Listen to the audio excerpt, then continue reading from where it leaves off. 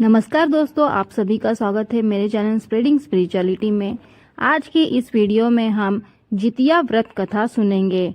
दोस्तों, जीवित पुत्री का व्रत अष्टमी तिथि को रखा जाता है। अपने बच्चों की सलामती के लिए हर साल माताएं जितिया का व्रत रखती है।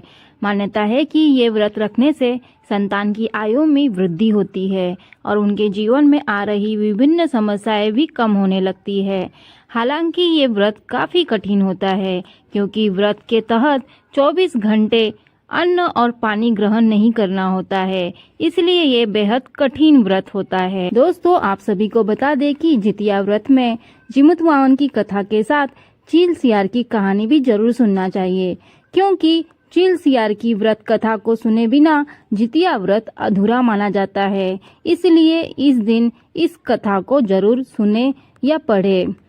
व्रत कथा की शुरुआत करने से पहले आप सभी को जितिया व्रत की ढेर सारी शुभकामनाएं। दोस्तों, कथा की शुरुआत करते हैं।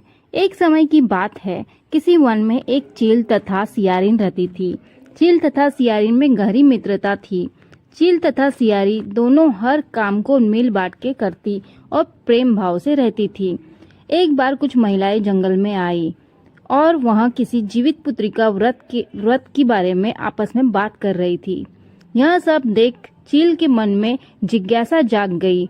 वह महिलाओं के पास गई और व्रत के बारे में पूछने लगी। महिलाओं ने जितिया व्रत के बारे में चील को बताया। चील तुरंत अपने मित्र सियारिन के पास गई और उसको जितिया व्रत के बारे में बताया। व्रत को बताने के बाद चील तथा सियारिन ने निर्णय लिया कि वे दोनों भी जितिया माता का व्रत और पूजा विधि विधान से करेगी। चील तथा सियारिन ने जितिया माता का व्रत का संकल्प लिया और शाम को पूजा की। पूजा के बाद ही चील और सियारिन को भूख लगने लगी। सियारिन अपनी भूख बर्दाश्त न कर सकी और वह जंगल में जाकर शिकार करने लगी। सियारिन जब मांस को खा रही थी, तब चील ने उसे देख लिया और व्रत तोड़ने के लिए सियारिन को बहुत डांटा। लेकिन चील ने अपना व्रत नहीं तोड़ा और सच्चे मन से जितिया व्रत को पूर्ण किया। अगले जन्म में सियारिन और चील का जन्म बहन के रूप में एक प्रतापी राजा के यहाँ हुआ। सियारिन का विवाह एक राजकुमार से तथा चील का विवाह राजमंत्री के पुत्र से हुआ। कुछ समय बीता तो सियारिन ने एक पुत्र को जन्म दिया। जन्म के कुछ दिन बाद ही उसके पुत्र की मृत्यु हो गई। सियारिन के पुत्र के मृत्यु के बाद उसकी बहन चील ने भी एक पुत्र को जन्म दिया, जो जीवित तथा स्वस्थ था। यह देख सियारिन को अपनी बहन चील से ईर्ष्या होने लगी।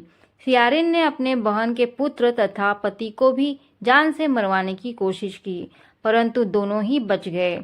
एक दिन देवी माँ सियारिन के स्वप्न में आई और उन्होंने सियारिन से कहा, यह तुम्हारे पूर्व जन्म के कर्म का फल है। अगर तुम्हें इसे ठीक करना चाहती हो तो माँ जितिया की व्रत और उपासना करो। प्रातःकाल उठकर स्वप्न के बारे में सियारिन ने अपने पति को बताया। सियारिन के पति ने यह सुन सियारिन को व्रत करने की अनुमति दे दी और उसकी बहन चील से माफी मांगने को बोला।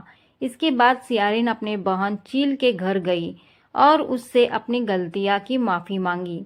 सियारिन को उसकी गलतियों पर पछतावा देखकर चील ने भी उसे माफ कर दिया। अगले साल जितिया व्रत पड़ा। यह व्रत सियारिन और उसकी बहन चील दोनों ने एक साथ रखा। माता जितिया सियारिन के व्रत से प्रसन्न हुई और उसको पुत्र प्राप्ति का आशीर्वाद दिया। कुछ दिनों बाद ही सियारिन ने एक सुंदर बालक को जन्म दिया। अब दोनों बहन प्रेम भाव से खुशी खुशी रहने लगी। तो दोस्तों, इस प्रकार यह जितिया व्रत कथा यहाँ पर संपन्न होती है। वीडियो आपको अच्छी लगी हो तो लाइक जरूर करिए।